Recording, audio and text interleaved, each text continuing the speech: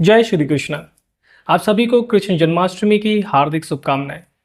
आज पूरा देश कृष्ण जन्माष्टमी का उत्सव मना रहा है। पूरे देश में एक खुशी सी छाई हुई है। हम सभी कृष्ण को अलग अलग रूप में मानते हैं। कोई कृष्ण की बाल छवि की पूजा करता है। कोई जब लड़का प्रेम में दीवाना हो जाता है तो फिर वो एग्जाम्पल देता है कि कृष्ण ने भी तो प्यार किया था। और अगर शासन व्यवस्था की बात आती है तो कृष्ण से बड़ा राजनीतिज्ञ कोई हो ही नहीं सकता। चाहे राजनीति करनी हो या फिर रणनीति करनी हो, कृष्ण सभी के लिए लोकप्रिय थे।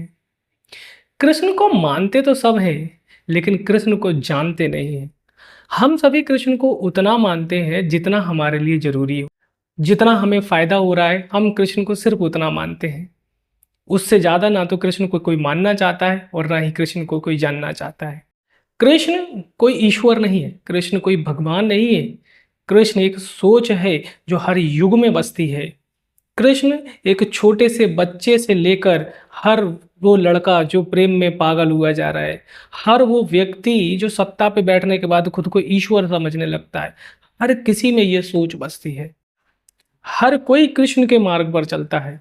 जो चीजें आज हम कर रहे हैं कृष्ण बहुत पहले कह के गए हैं। लेकिन उस सोच का यूज सिर्फ हम उतना करते हैं जितना हमारे लिए जरूरी हो।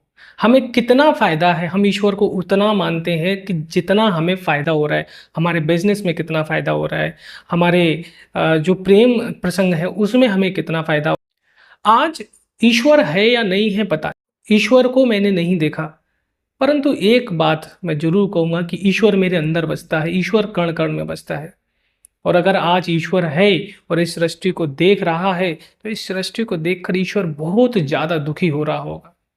जिस तरह से देश के हालात हुए हैं, नारियों का अपमान हर जगह आपको देखने को मिलेगा।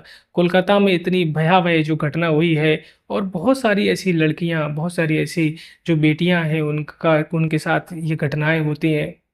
और जिस तरह से हम उनके सम्मान के लिए या फिर उनको श्रद्धांजलि देने के लिए हम मोमबत्तियां लेकर सड़क पर निकल पड़ते हैं। ये आज पहली बार नहीं है, ये कोलकाता में नहीं है, उससे पहले भी हमारे देश में हुआ है। दिल्ली जैसी बहुत सारी घटनाएं हुई हैं, हैदराबाद जैसी बहुत सारी घटनाएं हुई हैं। न जाने कितनी लड़कियों के साथ ये सब कुछ हुआ है। और ये सब आज हम पहली बार नहीं कर रहे हैं कि हम मोमबत्ती लेकर निकल रहे हैं। कृष्ण ये सब जब देखते होंगे तो सच में बहुत ज्यादा दुखी हो रहे होंगे कि आखिर हम ये क्या कर रहे हैं, हम कौन हैं, हम कौन लोग थे। हम तो वो लोग थे जो बाल लीलाएं भी करते थे, हम प्रेम भी करते थे, और यदि अगर बात आती थी नारी के सम्मान की तो फिर हम अस्त्र भी उठाते थे और महाभारत भी कराते थे। नारियों के सम्मान के लिए 30 योजन का जो समुद्र है वो भी हमें छोटा लगने लगता था, और रावण जैसे दुराचारी का हम वध कर देते थे। हम वो लोग थे जो नारियों के सम्मान के लिए शस्त्र उठाते थे। ये मोमबत्तियां उठाना हमने कहाँ से सीख लिया।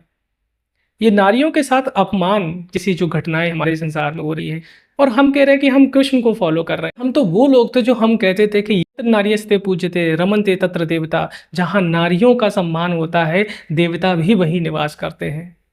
परंतु हम उल्टा चलेंगे। हम नारियों का सम्मान नहीं करेंगे, लेकिन हम ये चाहेंगे कि देवता हमारे यहाँ पर आए, देवता हमसे खुश हो जाए, और हम ये चाहेंगे कि कृष्ण हमसे खुश हो जाए।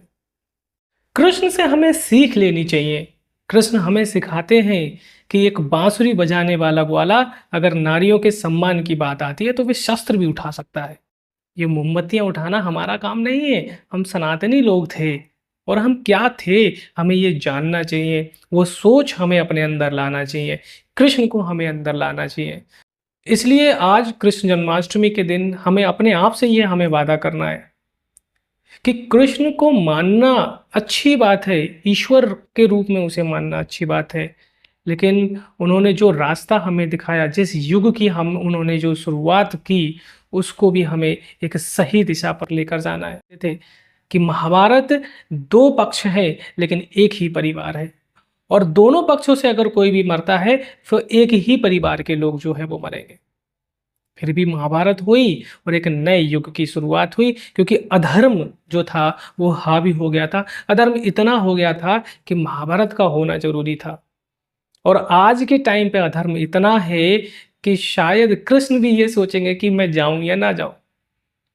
इसलिए हमें अपने आप में कृष्ण बनना है। मैं कृष्ण हूं, आप कृष्ण है, और जो कृष्ण जो जो रास्ता हमें दिखाया है हमें उस रास्ते पर चलना है।